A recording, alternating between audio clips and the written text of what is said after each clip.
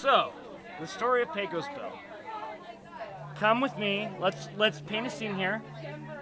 Open scene on a wagon train rolling through Texas. Okay. All right. We've got a wagon train that's going through Texas, and a little baby, unnoticed by everyone else in the wagon train, falls out the back of this wagon, and they just roll on, uncaring, unnoticing, and this baby just sits here. It just sits here on the road until a pack of coyotes. Now, you may know them as coyotes, but I am from the South, so we know them as coyotes. Coyotes. Okay. A pack of coyotes comes along, and they see this poor little thing, and they say, we will take this as one of our own. And so these coyotes take this babe, this little pup, by the nape of his neck, and they carry him back, and they raise him. Fallen out the back of a wagon, raised by coyotes. Now picture him about 14, 15 years later. Huh? After being raised? Okay. Right, he's been raised by coyotes, that's all he knows. And then this man appears. This man that looks just like him. He's never seen anybody else that looks just like him. Shows up, all right?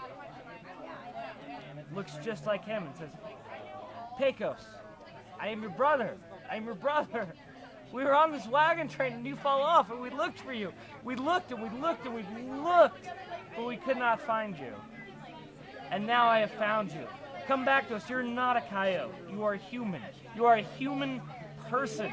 See, but Pecos Bill would be confused because he doesn't know English. It's a tall tale, Eric. Okay, all right. It's a tall tale.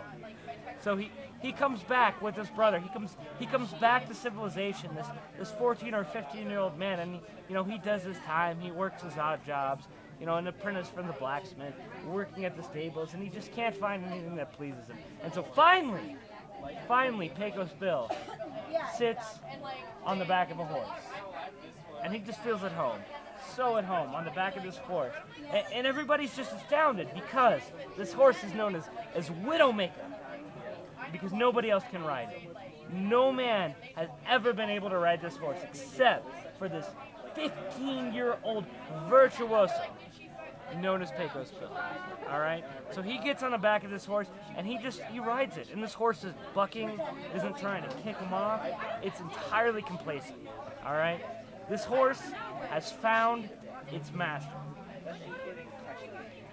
So now Pecos Bill knows that he was born to ride. He was born to ride this horse, and he just proceeds to, he doesn't know what he's gonna do. He doesn't have any sort of occupation, so he just takes off into the wilds of Texas. All right, and so he's riding this horse known as Widowmaker, and he comes into this small settlement, and he decides that he's gonna take his rest here for the night, and then one of them sees a tornado off in the distance. A tornado, and they all take cover. They decide that they're going to go to shelter, and Pecos Bill says, no, I rode a horse that no man has ever ridden. Why stop there?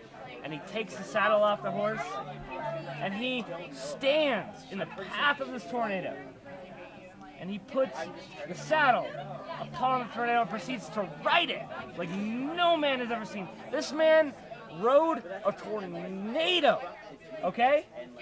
So, just to let you know, just as a measure of how serious he is, he's ridden a tornado at this point, okay? Okay, so Pecos Bill's ridden a tornado. And then, after having saddled the horse no man could ride, after having ridden a tornado, he rides off into the wilderness. And he's walking along a little path, and he hears the telltale rattling of a rattlesnake. Pecos Bill isn't afraid of rattlesnakes. He's not afraid of tornadoes. Why would he be afraid of rattlesnakes? So he walks off onto this path where he sees this rattlesnake. He picks it up, and he turns it into a whip. He and this rattlesnake have a bond like no man and rattlesnake have ever had before. And there's a shake, this trusty whip, okay? So this man has ridden a tornado, carries a rattlesnake as a whip. These are the accomplishments of Pecos Bill so far.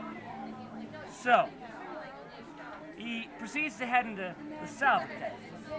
So he goes down south, and he's down there, and he's at the Rio Grande, the border between Texas and Mexico, the Rio Grande River. And he's just sitting there, just minding his own business, eating a can of beans, and he sees off in the distance this figure atop something he doesn't recognize. And as it comes clearer and clearer and clearer into view, he sees it's a woman. And it's a woman riding on top of a giant catfish. So obviously, Pecos Bill's like, what the fuck is this? This woman is riding a giant catfish. But that's done some crazy shit. But this woman is riding a giant catfish. So he decides that he needs to approach her.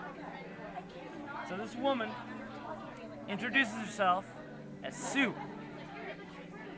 She says, hey Pecos, I'm Sue. How do you do? You may know me as Slewfoot Sue. And Pecos Bill obviously has no idea of who she is or this nickname. But this bitch was riding a catfish down the Rio Grande. I mean, that's pretty impressive, right? So, he decides that this is the love of his life. This woman, I mean, she can ride a catfish, giant catfish, down the river. Obviously, love of his life. So, he takes her out on a date. I'm sorry, I need to relight my cigarette. So he takes her out on a date. And he says, Sue, I will shoot out all the stars for you. And Sue is like, you're crazy, Pecos. You are fucked up crazy. And so he takes out his revolver and he shoots at all of the stars, except one, except the brightest star. And he says, that is the lone star. That is the lone star, and that is for you. And that is where the North Star came from, okay? Polaris, for all of you more scientifically inclined people. That is where the North Star comes from. He shot out all the stars in the sky, okay? So at this point, he's ridden a horse no man can ride. He's ridden a fucking tornado. He carries a rattlesnake as whip, and he shot all the stars out of the sky. So just to give you an idea of the magnitude of what we're dealing with here with Pecos Bill, okay? So this is Pecos Bill. And then,